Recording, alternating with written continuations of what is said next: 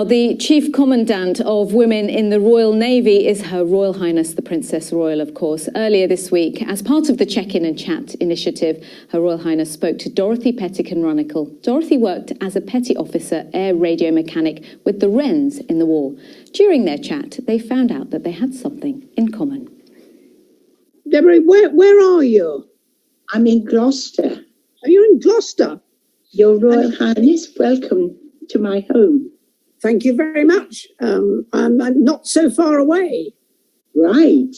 You're also in Gloucestershire. I am indeed. I'm sort of 500 feet up, though. Wow. But you served right the way through the war, is that right? Did you sign up?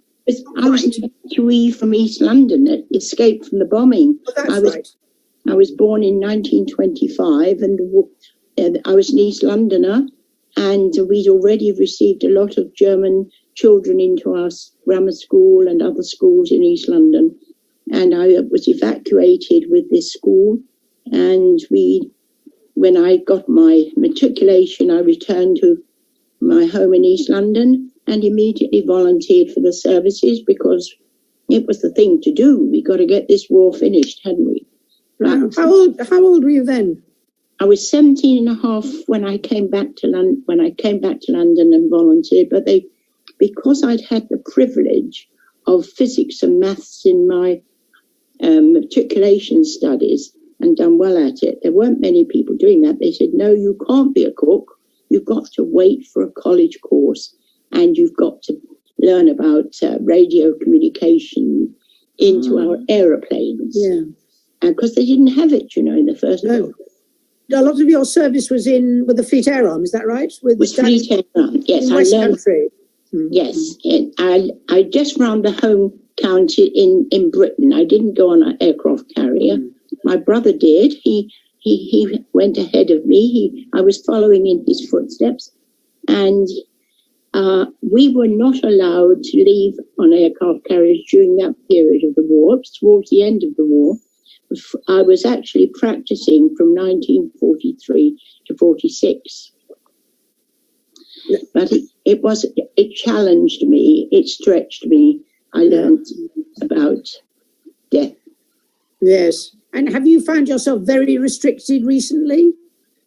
Very, yes. But I'm in one of those special statuses called exceptionally vulnerable. So I'm not allowed out of my flat. But I'm so lucky to have a warm flat. And I'm lucky to have some IT skills, which I didn't learn until later in my life, till I was 70 something. And they're not very good. I hang on. I live in hope that I'm going to get better. But I was your age when I started to learn. Well, I feel there is that. Yes. There's a lot more to be learned. Never stops, though, does it? No, I think that's the good thing. You keep on learning; it keeps you going. But never. And I think that I've been able to keep a ability to change my mind on things. I think that's another. That's a skill of its own.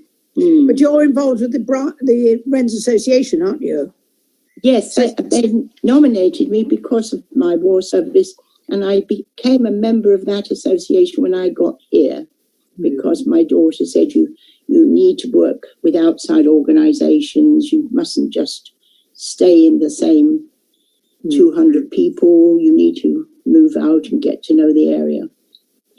I'm not good in my mobility and I'm worried about that with not getting out of the flat. But I got instructions from my grandchildren. I got to stamp about the flat from each room and pretend I'm doing physical work.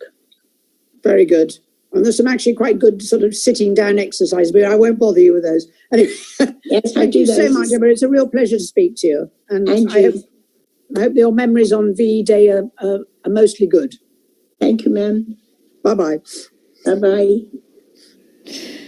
I was hoping for the exercises. Her Royal Highness, the Princess Royal and Dorothy Pettican Runnicles.